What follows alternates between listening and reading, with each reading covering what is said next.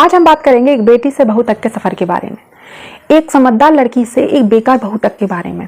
कैसे एक समझदार लड़की एक बेकार बहू बन जाती है। वही लड़की जो मायके में बहुत लायक थी, बहुत समझदार थी, बहुत अक्लमंद थी, सबको खुश रखने वाली थी, सबका ध्यान रखने वाली थी, अचानक से वही लड़की ससुराल में आके गैर जिम्मेदार, बेअकल, बददिमाग, आलसिन, कामचोर और ना जाने क्या क्या बन जाती है। हमने यूट्यूब पे बहुत सारे वीडियो देखे, अच्छी वाइफ कैसे बने, अच्छी माँ कैसे बने, अच्छी बहू कैसे बने, लेकिन क्या कभी इस बात पर ध्यान गया है कि हमें अच्छा बनना ही क्यों है, हम इतने खराब ही क्यों बन गए हैं जो हमें अच्छा बनना है।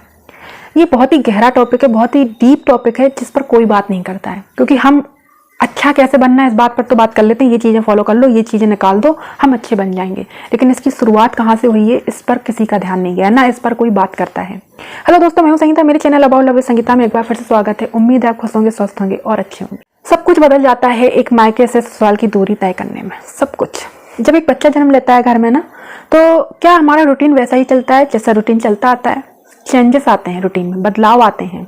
हमारा खाना किस वक्त बनता था, लेकिन शायद खाने का वक्त बदल गया है। हमारे कपड़े किस वक्त धुलते थे, लेकिन शायद कपड़ों का वक्त बदल गया है, क्योंकि एक नया इंसान आया है, नए इंसान ने घर में एंटर किया है, चीजें बदली हैं, बदलाव आया है और हम इस पर शिकायत नहीं करते हैं। इस चीज को हम एक्सेप्ट करके आगे बढ़ते हैं और उसी तरीके से रूटीन फॉलो करते हैं, उसी तरीके से हम रूटीन बनाते हैं, अपने बच्चे के हिसाब से रूटीन बनाते हैं। फिर क्यों एक जब नई बहू एंटर करती है घर में, फिर क्यों ससुराल में इन लॉज ये सोचते हैं कि हमारा जैसा रूटीन चलता आ रहा है वैसा ही चले, फिर क्यों उस बदलाव को वो एक्सेप्ट नहीं करते हैं? इस चीज को एक्सेप्ट करना चाहिए ना कि अब बदलाव आया है, एक ऐसा इंसान आया जो आपके स्वभाव से अपरिचित है, आप लोगों से अपरिचित है, आपके घर के माहौल से अपरिचित है, हर चीज से वो अपरिचित है, अनजान है, उससे समय लगेगा। फिर आप उस चीज को क्यों एक्सेप्ट नहीं करते, उस माहौल को क्यों एक्सेप्ट नहीं करते हैं और आपकी शिकायतें शुरू हो जाती हैं। और कुछ गिने चुने पंच होते हैं, वो तो हर बहू पर चिपका दिए जाते हैं। तुम जब से आई हो तब से झगड़ा होने लगा है, तुम जब से आई हो मेरा बेटा मेरा नहीं रहा, मेरा बेटा अपने वश में कर लिया है, और ना जाने क्या क्या। बहू के आने के बाद ये 2-3 डायलॉग तो चिपक ही जाते हैं उसके साथ। पहले घर का माहौल ऐसा नहीं, पहले हमारे घर में झगड़ा नहीं होता था, पहले हमारे घर में सब कुछ प्यार से रहते थे, सब लोग प्यार से रहते थे। अब क्या हो गया है, अब क्यों प्यार से नहीं रह रहे हैं, क्या वजह आ गई है? वजह मैं आपको बताती हूँ। वजह ये है कि सबसे पहले तो आप उस बदलाव को एक्सेप्ट नहीं करते हैं, ठीक है। उसके बाद आप उसको ही एक्सेप्ट नहीं करते हैं, आप उसको फैमिली से अलग रखते हैं। आपको पर्दा भी चाहिए, आपको मर्यादा भी चाहिए, आप फैमिली से एक्सेप्ट नहीं करते हैं। जैसे आपकी बेटी रहती है, जैसे आपका लड़का रहता है, जैसे आप रह रही हैं, आप अपने जैसा एक्सेप्ट नहीं कर पा रहे हैं उसको, आप उसको पहले से ही अलग रख रहे हैं, आप उसको पहले ही बता रहे हैं कि तुम अलग हो। अब जब आप पहले ही उस बदलाव को एक्सेप्ट नहीं कर रहे हैं, उसको अलग बता रहे हो, आप मर्यादा में रखना है, आपको पर्दे में रखना है, फिर आप ये एक्सपेक्ट करते हो कि घर का माहौल बना रहे पहले जैसा। कैसे बना रहेगा? माहौल तो आप ही खराब कर रहे हैं। क्या आप उसको फैमिली जैसा ट्रीट दे रहे हैं? नहीं दे रहे हैं। आप उसे ये एहसास दिला रहे हैं कि तुम अलग हो, तुम घूंघट में रहोगी, तुम बात नहीं करोगी, तुम छत पर नहीं जाओगी, तुम कैदियों की तरह जिंदगी जियोगी, तुम अपने फैसले नहीं सुना सकती हो, तुम्हारी मर्जी से कुछ नहीं चलेगा, हम लोगों की बात माननी पड़ेगी, हम लोगों के तौर तरीके से चलना पड़ेगा, वगैरह वगैरह वगैरह। और इस तरीके से आप उसको ट्रीट करते हैं। फिर आप कहते हैं घर का माहौल बिगड़ गया। शुरुआत आपने ही की है घर के माहौल को बिगाड़ने की। उसकी क्या गलती है? पहले तो आप ये बताइए उसकी गलती क्या है। वो शादी करके आई है, उसकी गलती क्या है? जिस तरीके से उसको ट्रीट किया जा रहा है, जिस तरीके से उसको अलग रखा जा रहा है।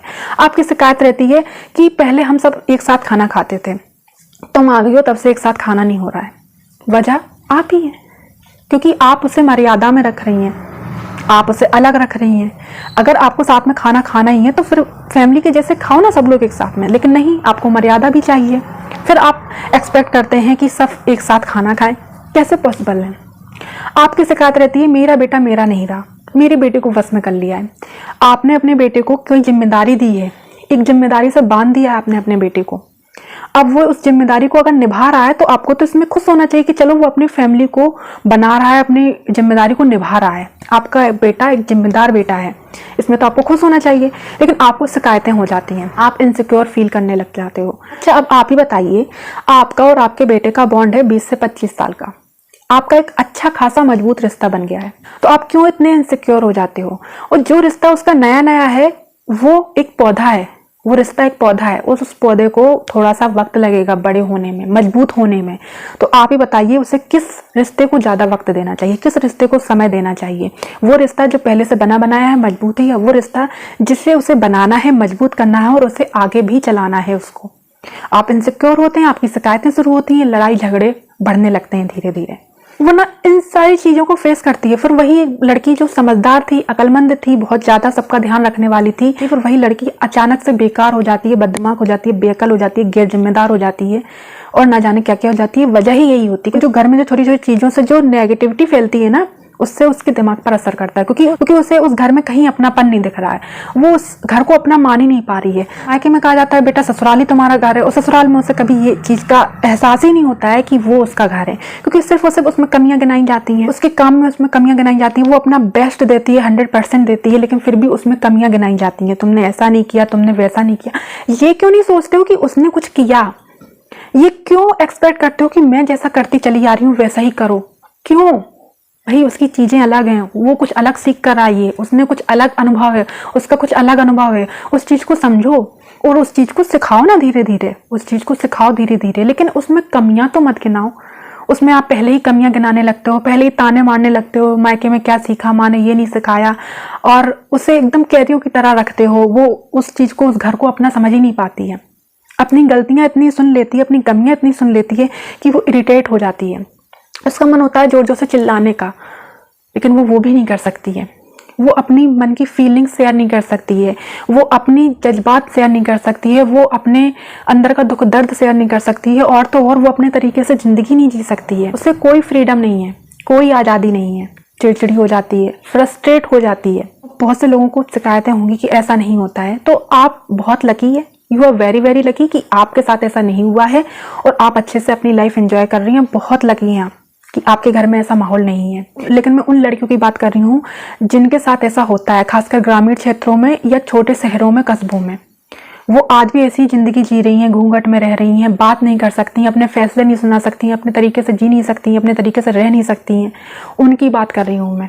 इन्हीं सारी वजह से वो फ्रस्ट्रेट हो जाती है, चिड़चिड़ी हो जाती है, और फिर वही एक अक्लमंद समझदार लड़की एक बेवकूफ़ गैर जिम्मेदार घर तोड़वाने वाली बहू बन जाती है। ये ऐसा टॉपिक है जिन टॉपिक पर कोई बात नहीं करता है। मैं बहुत डीप टॉपिक उठाती हूँ, और अगर आप चाहते हैं कि ऐसे ही टॉपिक और भी आएँ तो प्लीज़ मेरे वीडियो को लाइक कीजिए, शेयर कीजिए एंड सब्सक्राइब कीजिए, ताकि मुझे भी मोटिवेशन मिले ऐसे टॉपिक उठाने का, ऐसे टॉपिक पर बोलने का। उम्मीद है ये वीडियो आपके लिए हेल्पफुल रहेगी। मिलते हैं अगली वीडियो में, तब तक के लिए खुश रहें, स्वस्थ रहें।